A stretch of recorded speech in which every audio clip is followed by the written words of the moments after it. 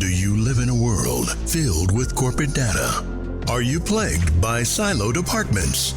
Are your lackluster growth strategies demolishing your chances for success? Are you held captive by the evil menace, Lord Lack? Lack of time, lack of strategy, and lack of the most important and powerful tool in your superhero tool belt, knowledge. Never fear, HubHeroes. Get ready to don your cape and mask, move into action, and become the Hub Hero your organization needs. Tune in each week to join the League of Extraordinary Inbound Heroes as we help you educate, empower, and execute. HubHeroes, it's time to unite and activate your powers. Max, how's your sandwich? You know what? You know how I've been coming along to loop marketing? Oh, yeah. Uh-huh. Yeah. I might be coming around to like dairy products and eggs. Yeah, there we go. It's not just milk. Happy. Yeah. Like I did heavy cream the other day and my God. Well, Oh my God. Unreal. But you know what? I get it. I get the fluffiness thing. there you go. Right? See, I'm not so set in my ways. It I only can took you, come what, around 2 on years? things.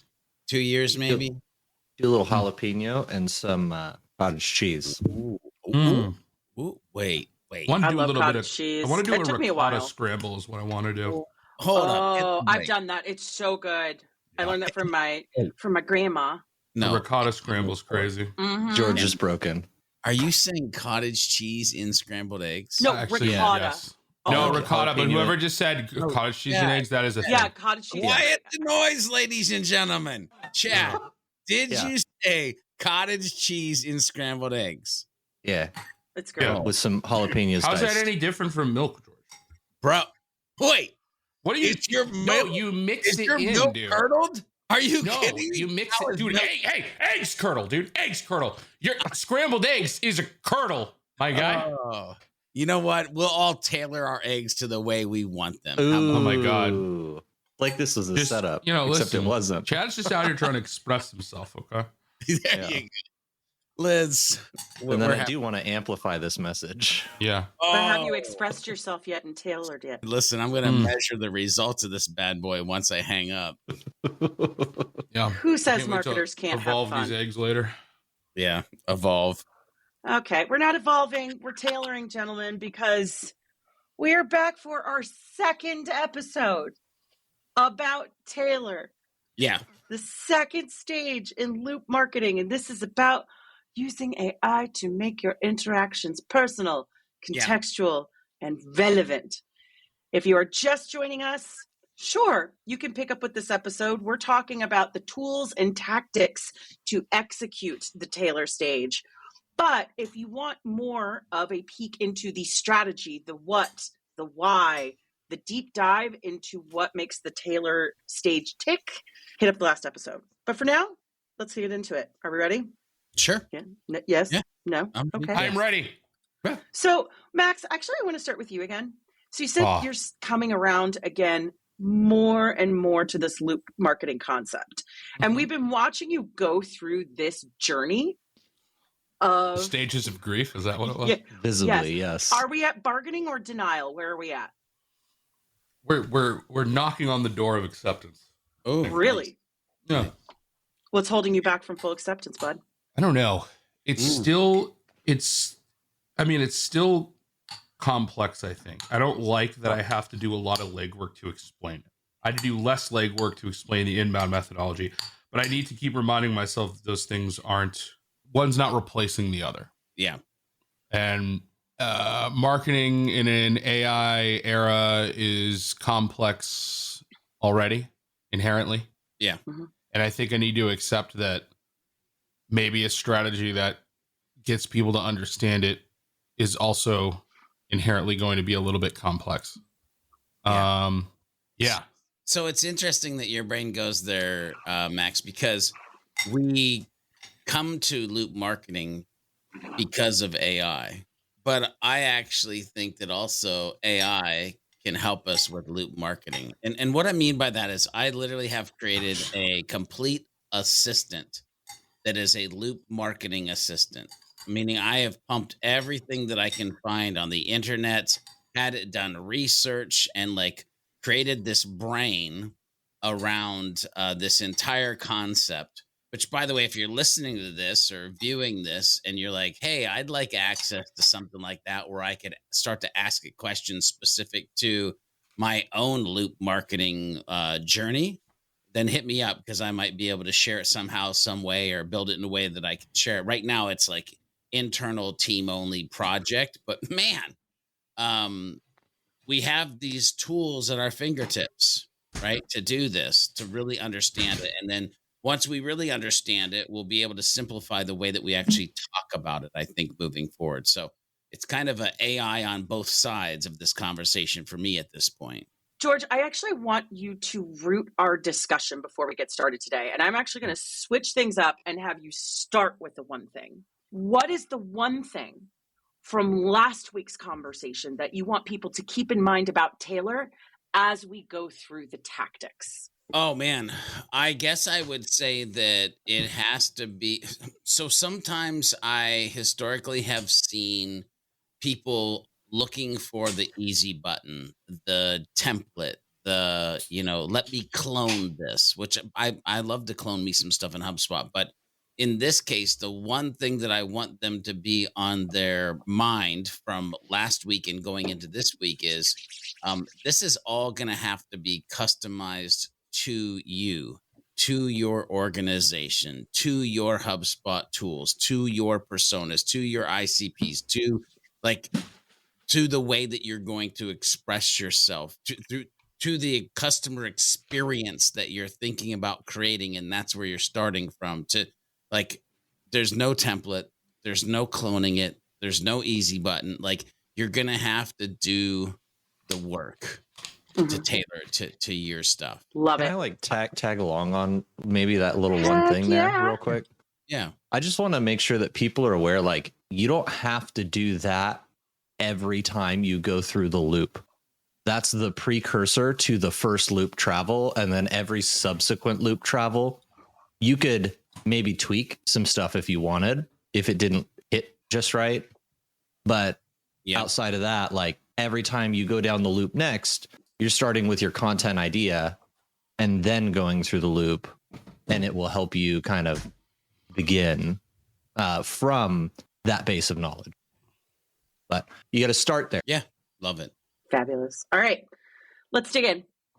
So at the beginning of any great use of HubSpot, when we are building out strategies, when we are using the AI tools, it begins with the data that you will be using to execute the strategy. So I'm going to throw this out to the crowd to see who has a thought on this first. What are the data points you should be considering or bringing into this strategic discussion about Tailor within HubSpot? Yeah. Max, Chad, you guys want to go? You want me to go? Like, what? Well, isn't this where like you kind of you've already trained it. You've already built taught some the content. AI. You've already taught the AI to sound like you and know what you're about and be like you. But when I think Tailor, this is like where it kind of, I think, ties directly into, kind of classically what we refer to with inbound is thinking about your buyer personas, right? Like, it's like, cool. The AI knows how to make content that sounds like you. Now it's like, who are you making it for? Tailoring it for your audience, right? And I know there's a lot of, they bring up, what is it on their main, because they talk about unified data at this stage. They talk about transcripts, web behavior, CRM, stuff like that. Yeah. And like, I don't want people to like when they talk about Tailor, Express Tailor, what is it? Yeah. Enrich your data, build your audience segments, make your content personal, and shoot like this one. Again, if we go back to like, this is the whole, product driving the strategy. I mean, like, they're telling people to use tools here, but it's they say make your content personal, which really translates back to like the ultimate rule of inbound is that create content that people are actually looking for, right? Mm-hmm. Just because your AI knows how to sound like you, that doesn't necessarily mean that like it knows it's creating this specific piece of content for this specific persona. I think now they use the word ICP, right? Because they want to sound like all the other, folks that talk about that when it's really still just your buyer persona. But all right.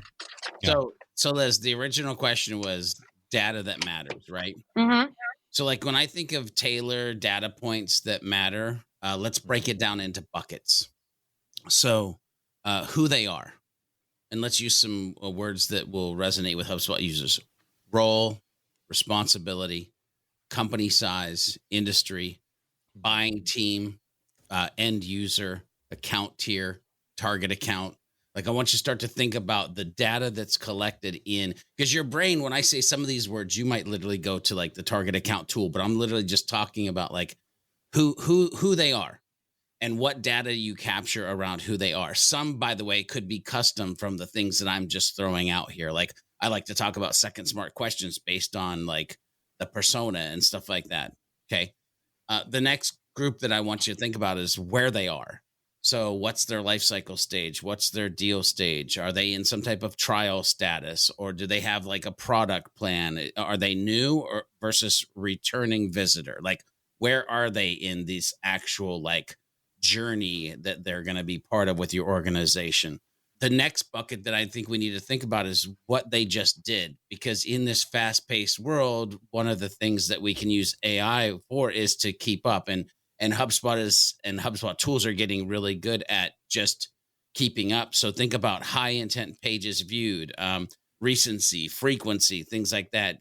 Maybe even in-app events or some feature usage or things like that. Session, depth, scroll. Like, so think about like your heat maps and different things like search terms that they're using on your actual like in app or website, downloads that they've downloaded. So what did they just do? What conversion, what conversation has just happened? Then I think there's the consent and trust. So like what email subscription types are they in? What objections, what use cases, what outcomes have they mentioned? Like, and are you asking questions like that in the sales process, service process, or marketing forms or marketing process?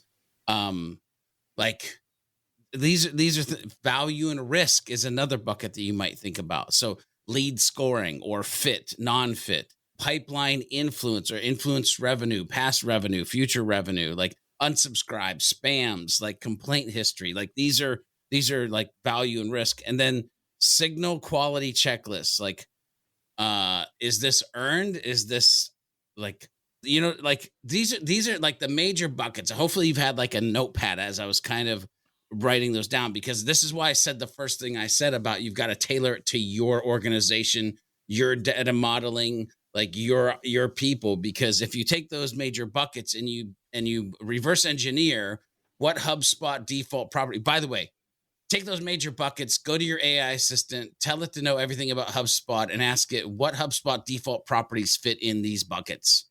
Then ask your own organization or your own brain, and what custom properties that have we created fit in those larger buckets.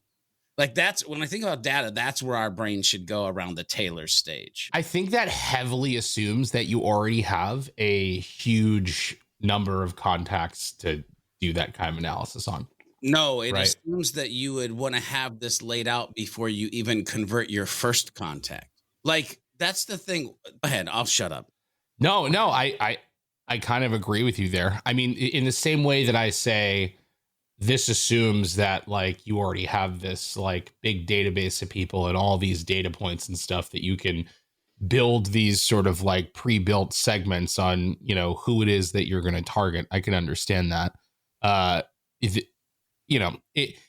For some people, that's going to mean doing a big audit of what you currently have.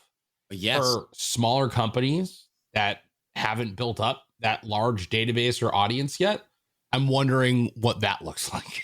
I feel like if I can tell you where my brain goes. One, if you're a larger organization and you're trying to map this to what you've historically been done, yes, an audit, and then a discovery session and a deployment session. If you're new to this and you're just getting started, it's literally like a strategy session. Create it before they actually show up with the best of like your knowledge of the strategy and what you're trying to do with what we're talking about, and then deploy it.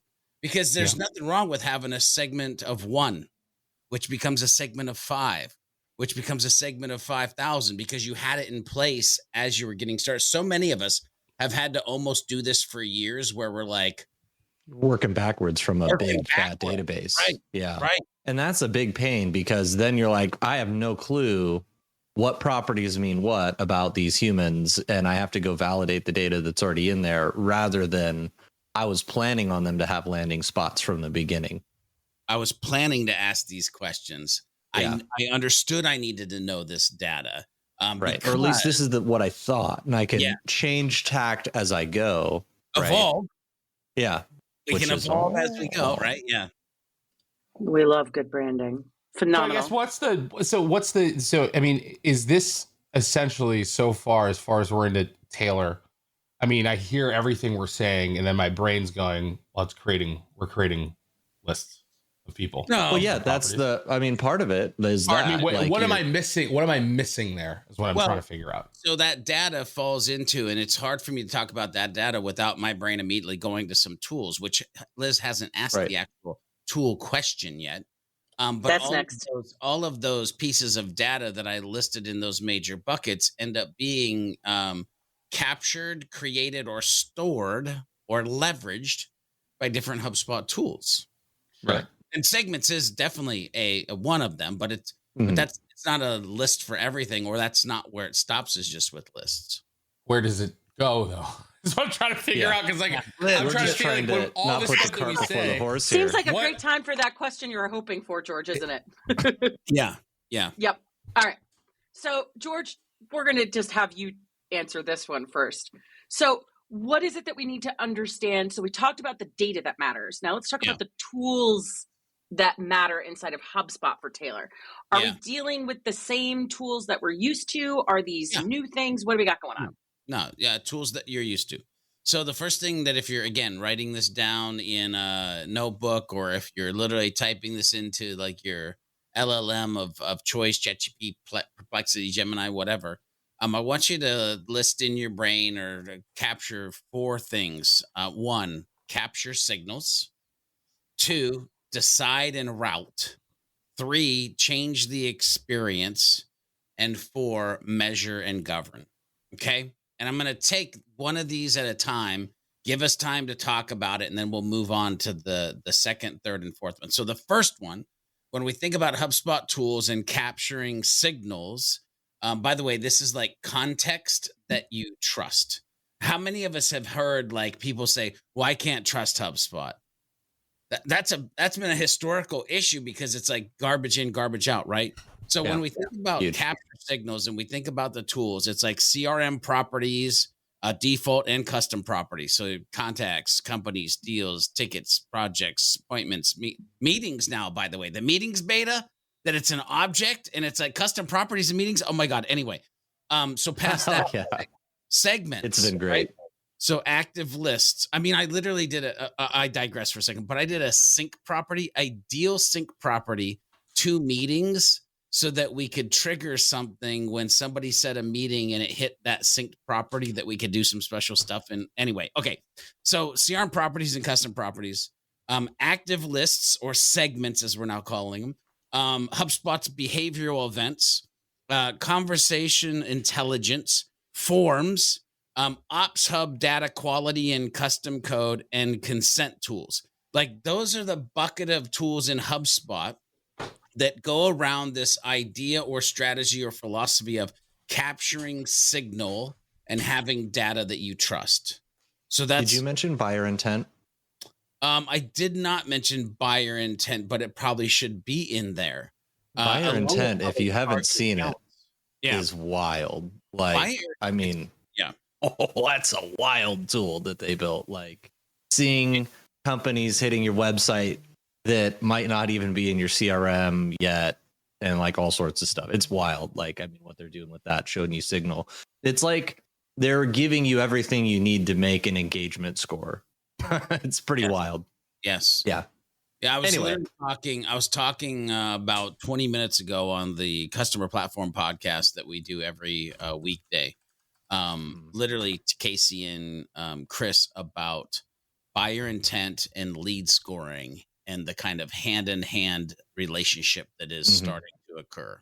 Yes, that was I think the intent behind how they built that buyer intent. By the way, when are we going to get meeting-based workflows and call-based workflows? We still have like contact.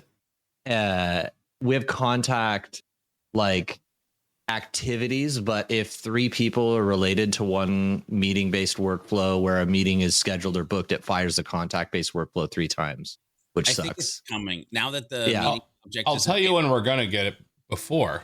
We're gonna get it before GTA 6. 100%. We're getting everything before GTA 6, dude. Big if true. Yeah. Okay, so Max, when I say capturing signals as the first part of this, and those tools, like where does your brain go? Yeah, I mean, it sounds like you're talking about. I mean, to me, it feels like you're setting up the things that can, catch when people are doing certain things that would help you segment them further, right?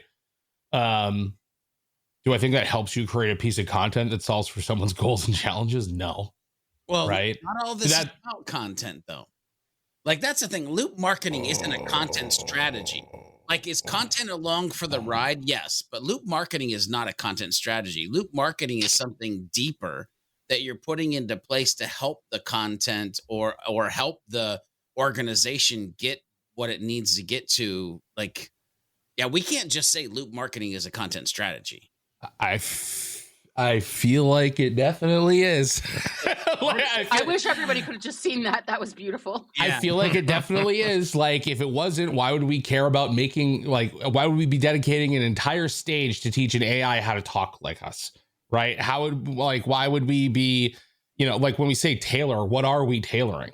Well, right? So here's the thing. Brand voice goes into other tools than just the blog tool. I get it, but there's more than but the big thing is there's more content than just the blog, right? So it is if we say content outside of the historical marketing content standpoint, I'll agree with you. Like sales content, service content, like okay. The intent, it's like I don't think there's a version of loop marketing. Yeah, I don't think there's a version of loop marketing where you don't execute content. Sure, but there's a difference between executing content and calling it a content strategy. Loop marketing is deeper than a content strategy. Content strategy is content marketing. Content strategy is almost even kind of inbound marketing. I know I'm going to get hate mail. Send it to Max, not me. Anyway, loop marketing. Everybody needs to understand that loop marketing is something deeper than just a simple content strategy for your organization. Yeah, I think it's deeper than that, right? But I also think like that's the core output of why you're doing all this stuff, so you can content strategy not create trash the loop with marketing AI, banner, right? But the loop marketing banner is bigger than just content strategy, is what the sounds like. And I guess like when I think like even when I think like amplifying, I know we're not there yet. What are we amplifying? Content. Yeah, we'll get there. But here's the thing, Chad. I love what you said there, but honestly, what you said there is not new. There has always been this weird conflation between content marketing and inbound marketing. Content strategy, content marketing, that is part of the inbound marketing mix. But I think that's where, George, you and I have talked about this quite a bit. And as much as I am obviously the mouth breathing content strategist, like people forget inbound is more holistic than that. So it's always been a bigger tent. So the fact that it's a bigger tent here also makes sense. Yep. Okay. So moving on, number 2. This is the decide and route section. So if we think about HubSpot tools for decide and route, this is literally your workflows, right? Think if then, think delays, think webhooks, think all the like nerdy ways that you want to split people into different routes based on, this is literally in forms where if you have, I think it's like Sales Enterprise, that you have an extra couple buttons you can press and move it on to like a different landing pages based on like a way that they answered a question, right? So like workflows, lead scoring, manual or predictive lead scoring, whatever you're doing there. Again, it's a way that you can decide quality, not quality, whatever, depending on how you're using it, and then how you're going to route them.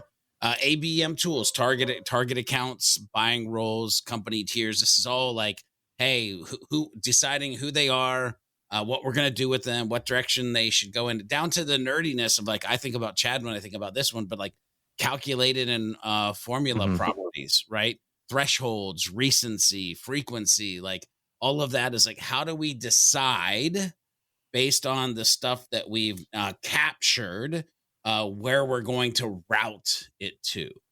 So that's step 2 is decide and route. It's your logic, if you will. So let me go through this from like a tools perspective and correct me if I'm wrong here in this, but my understanding is the idea is like, obviously the previous step, one time we train the brain bot, then we bring some fresh, juicy ideas in and we say, hey, brain bot, we want to hit this topic. And then in this step, if we haven't already, we're going to be utilizing segments and data with a strategy that we're going to build one time. So like there's the one time and then there's the recurring, right? Yeah. So our strategy about buckets of humans and where they belong and the types of people that we would like to reach out to, we're going to have here. And within that, we will use either AI powered segmentation or we'll have maybe that will help us do what we're trying to do. And then from there, we're going to take that content from the last step or that idea from the last step or whatever we're trying to discuss from the last step and use the segments as part of our distribution mechanism. We're going to be at a certain time routing it to these. Now that could be one-time email or one-time content, or it could be a series of interactions via a workflow, right? Yes. And then go ahead. Yeah. And then I think part of the thing that people are maybe are, that was traditionally really difficult to do and took a lot of labor before was doing many different segments or lists, because you had to then think about a message for each of those lists that would resonate with each of those people.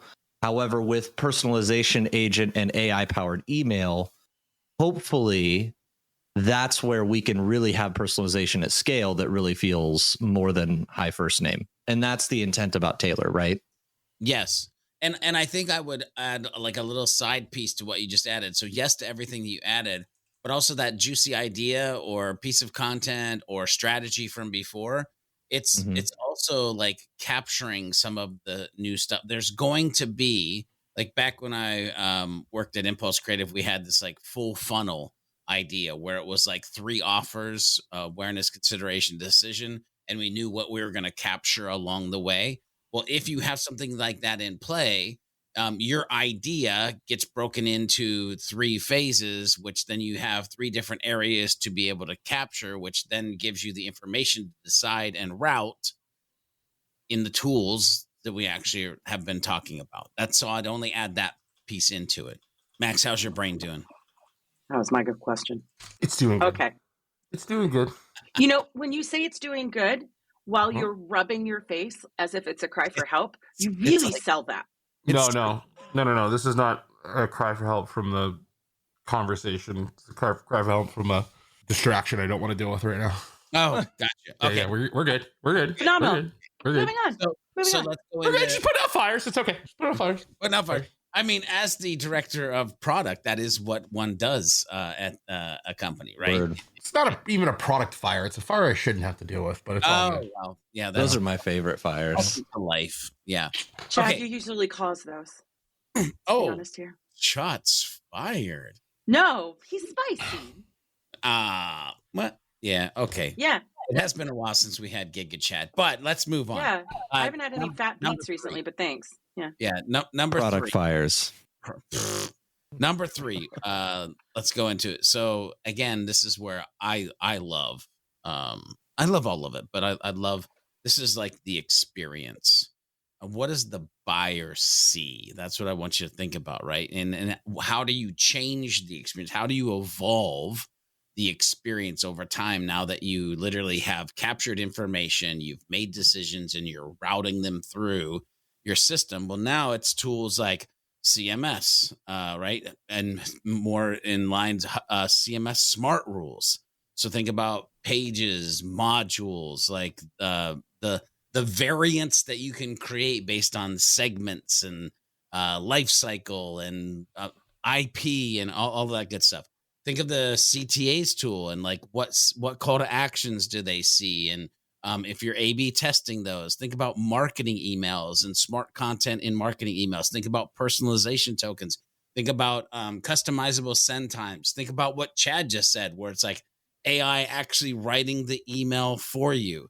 You got to start to think about chat flows and bots, customer agent, prospecting agent, like all of those pieces, sales sequences, ads audiences, playbooks, snippets. Like these are all ways that we change the experience in how we interact or what we say or how we do the thing that we're trying to do based on what we've captured, what we've decided, what we've routed into one of these tools for a sales experience, a service experience, a marketing experience, a experience. Okay, so that's 3. Change the experience.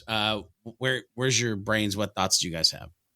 Well, I was just looking at the personalization experience and personalization section under marketing. One thing that I think is pretty interesting about that is basically it's designed so that you select an existing CTA, pick a segment type, and then add a segment and give it a prompt about who those humans are in that segment. I'd love it if they let you fill that in with snippets. That'd be nice, and then a name for the personalized content, and it'll either rebuild an existing page or CTA with that segment in mind, right? Which is pretty cool. Like that's a great starting place, because one of the most intensive things about like creating at least a flow for people to go through is creating like landing pages. And if you're using HubSpot CMS, this really speeds up that process where you can then go tweak and define that. And I'm sure more and more stuff is coming to that personalization section, right? I hope so, because by the way, this personalization beta, I got egg on my face. I was on the Friday podcast that we do, which is like the HubSpot call-in show, again with Casey, Chris, Rob, and Kyle. Kyle Jepson's on that show. And we got a question about HubSpot personalization. I went on a whole diatribe because the question was like, why can't we use it for website pages? And I went old school, like, what do you mean? I can go to website pages, blah, blah, blah, blah, blah, blah, blah. And then all of a sudden we realized, oh, no, they're talking about the personalization beta, which you can only do right now, landing pages and CTAs, which like back to your thing, like hopefully HubSpot will add like regular website pages or other things inside of here. And if you're listening to this and you haven't gone to marketing, gone to personalization and looked at the beta for that, you should do so. Yeah, take a peek. What's the name of this one again? Say that again, Max. What's the name of this beta you guys were talking about again? Just go marketing and then go personalization. It should be in your navigation. I don't have it. Let me look. Oh, I'm gonna find it because this seems very interesting. It is quite interesting.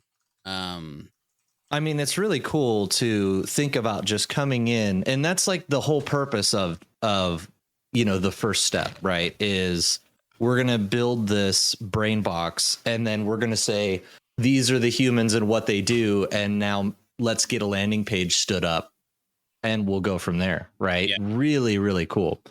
It's literally like, I've got this main concept idea. Now make this landing page for accountants. Now make this landing page for churches. Now make this landing page for like whatever. Yeah. Totally. Have you guys been into the Breeze Studio agents and checked out the personalization agent or any of the other agents that you can add, or created any of your own custom agents? I have created my own custom agent for a client, which is like been fun, and messed around with a few of those agents, but not a ton of them. Have you seen like all the tools they give you access to in the agents? Like, it's kind of mind blowing. Like, crawl a single web page, create a form, create associations, but there's also extract document text, transcribe an audio file. So I mean, there's so much cool stuff. Can you jot down when we're done with loop marketing that the immediate next episode we should do is let Chad get nerdy with agents in HubSpot? I mean, man, they give you access to like create or edit a form, like an agent that would let you modify HubSpot forms is kind of cool. It's pretty wild. Yeah, that's cool. I mean, like, yeah, there's some crazy stuff in there. Anyway, we're almost there. Number 4. Gosh, I hope so. Yeah. Measure, learn, and govern, right? Like that's the thing that I want you to write down and think about. And so this is simple. It's like A/B tests, adaptive tests, think email, page, CTA. Like how can you look and learn across the way? Journey analytics and funnels, so that you can see tailored paths of what people are using.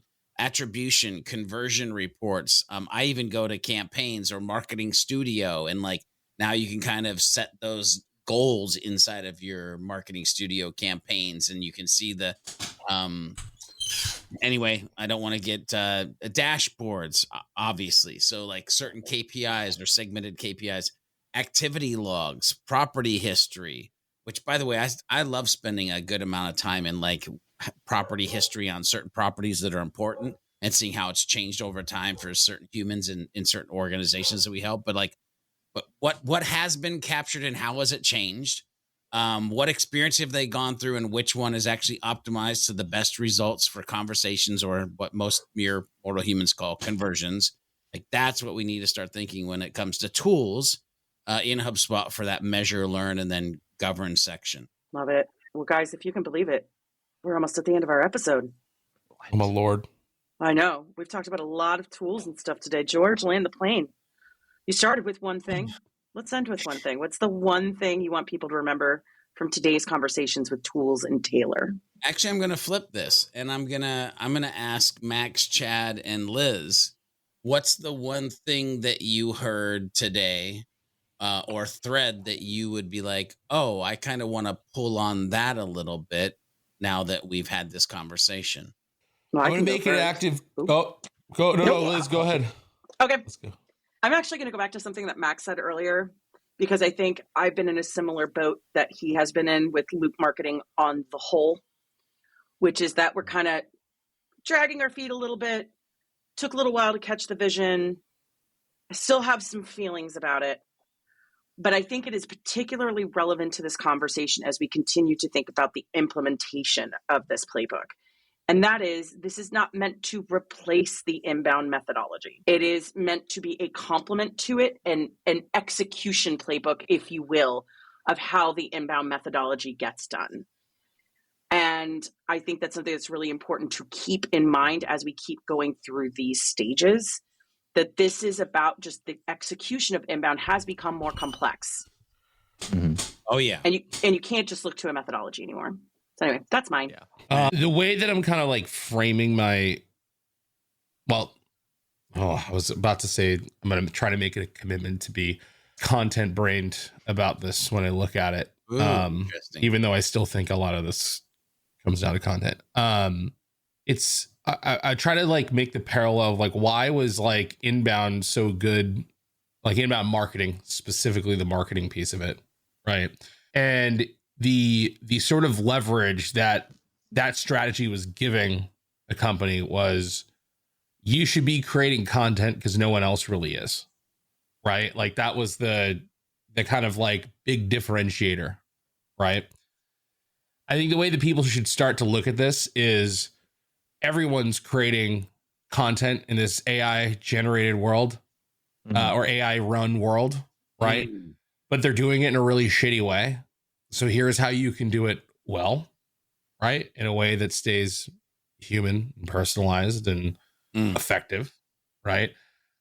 Because we're just plagued with slop, and the AI slop has replaced the no content at all sort of competition that you have, right? And I think people should kind of look at this as a pretty good strategy on how you can kind of rise above all that stuff, right? And stand out in a very distracting, slop-filled era that we're all experiencing together. So, Yeah. I think the one thing that would be a huge takeaway from this, because like, here's the thing, and then I'll just preface it with this, is like, vision gives pain a purpose. If you don't see why it's important to go through some level of pain, then you're never going to do it, right? And so the vision that I want to paint for people is that what used to be traditionally excruciatingly difficult in terms of labor hours, personalization at scale for many segments is now possible with so much less like labor hours and some human oversight once this tool is set up and put in motion. Yeah. But the pain will be going through, if it's not your natural thing. Some people just absolutely love setting up this kind of stuff. But, you know, like once it's set up, you know, so that going through that pain of setting it up, or what might feel like a lot of work to get it configured, boom, personalization at scale and tweaking this model, tweaking these input prompts that help shape the outcomes is going to be able to be managed by a couple of people, probably, you know, like, I mean, it's pretty wild to think about that. So personalization at scale is at your fingertips. That's the vision I want to put out there so that we'll get some people to go set this up. Yeah, absolutely. Love all of your guys' answers. So I did something very intentional during this episode. If you notice, I broke it down into buckets. Things that I talked about, I broke it down into buckets, whether it was like the things that we were capturing or with the tools that we're using. Because here's the thing, people are looking at the whole loop and going, oh my. And then they get into a stage and they go, oh geesh. And what you need to do is you need to break this down. It's right. It's almost like the book Atomic Habits, where it's like you break it down. Here's your goal. Here's your behaviors. Here's your, you want to break down these stages into your buckets, the things that you need to pay attention to. And then it literally is just creating these, or steps, whatever you want to call it. But it's taking these one steps at a time to complete these stages to eventually have this entire playbook in a way where now you're just running around the track and you're tweaking a little thing, or you're adding a new offer and you're just layering it in the stuff that you already have. And so my one thing is don't get overwhelmed. Break it down into smaller buckets or smaller steps and just build a playbook that, like Max was leaning into, allows you to elevate you and your brand past anything that most organizations are doing inside the space. Okay, Hub Heroes, we've reached the end of another episode. Will Lord Lack continue to loom over the community, or will we be able to defeat him in the next episode of the Hub Heroes Podcast? Make sure you tune in and find out in the next episode. Make sure you head over to thehubheroes.com to get the latest episodes and become part of the League of Heroes. FYI, if you're part of the League of Heroes, you'll get the show notes right in your inbox, and they come with some hidden power-up potential as well. Make sure you share this podcast with a friend, leave a review if you like what you're listening to, and use the hashtag HubHeroes Podcast on any of the socials and let us know what strategy conversation you'd like to listen into next. Until next time, when we meet and combine our forces, remember to be a happy, helpful, humble human, and of course, always be looking for a way to be someone's hero.